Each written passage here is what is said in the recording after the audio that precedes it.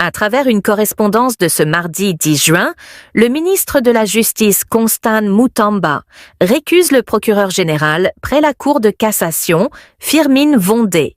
Soupçonné de détournement d'environ 39 millions de dollars américains, Constant Mutamba accuse de partialité le procureur général près la Cour de cassation et ses magistrats de partialité. Il dénonce un complot politique contre sa personne.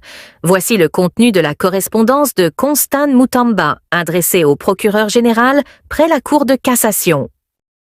Monsieur le procureur général, la présente vous est adressée relativement à l'objet repris en concerne, et ce, en application de l'article 59 de la loi numéro 13/011-B du 11 avril 2013 portant organisation, fonctionnement et compétences des juridictions de l'ordre judiciaire.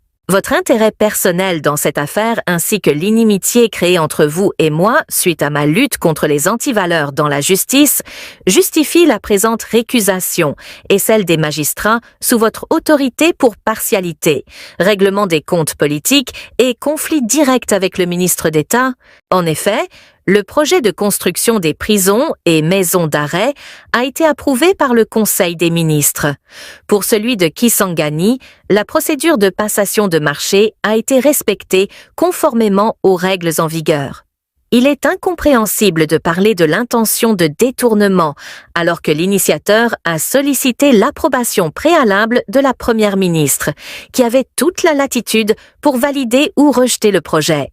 À ce jour, les deniers publics non utilisés, tels qu'attestés par le blocage opéré par la CNRF, ne peuvent de sous-tendre un détournement. Le paiement effectué consécutivement à l'approbation du marché par la Première ministre l'a été sur base d'un contrat de construction de la prison et des études du sol effectuées par l'Université de Kinshasa. Cependant, la déclaration faisant état de la non-identification du site de construction traduit ostensiblement un mensonge éhonté, confirmant le caractère complotiste du parquet. En outre, la société de construction qualifiée de fictive a répondu aux invitations de la CNRF, lui apportant les preuves de son siège et des autorisations requises pour fonctionner en RDC. RCCM, numéro d'impôt, identité nationale, autorisation des ITP, les preuves de paiement de ces impôts, les ingénieurs et leurs profils, etc.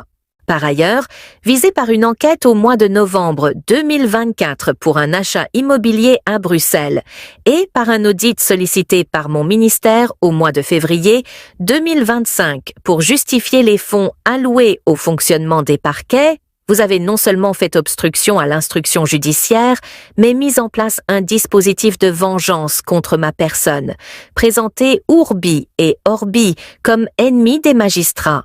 Ainsi, la liberté du magistrat instructeur n'a pu survivre au tard d'une instruction muselée, séquencée par le rappel des instructions à suivre. Face au statu quo et aux options infructueuses pour la réhabilitation de la justice qualifiée de malade par son Excellence, Monsieur le Président de la République, chef de l'État, je me suis heurté à votre haine quant aux réformes jugées utiles pour la magistrature lors des États généraux. C'est pourquoi vos critiques ont retenti contre l'interdiction de transfèrement des prévenus dans les prisons surpeuplées, les dénonciations des arrestations arbitraires, les déguerpissements et les spoliations des biens des particuliers par les simples réquisitions.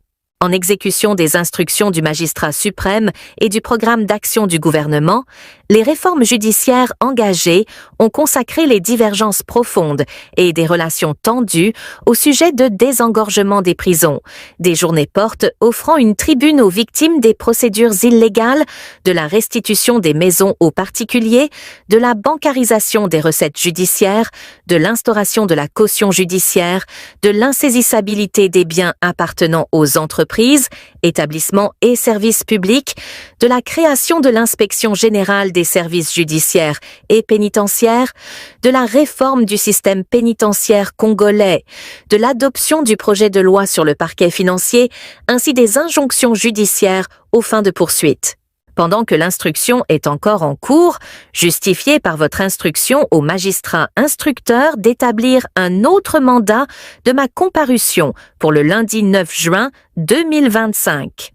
Curieusement, sans attendre la clôture de ladite instruction, vous avez sollicité une autorisation de poursuite à l'Assemblée nationale pour, dites-vous, aller vite. Convaincu qu'il s'agit d'un acharnement et d'un complot politique pour en finir avec un adversaire ombrageux, je me sens en droit d'empêcher votre partialité et celle des magistrats de votre office afin de bénéficier d'une instruction juste et non intéressée par les magistrats d'un autre parquet, et ce, pour éviter une justice instrument du règlement des comptes politiques. Je vous prie d'agréer, Monsieur le procureur général, l'expression de mes sentiments patriotiques. Constan Mutamba Tungunga.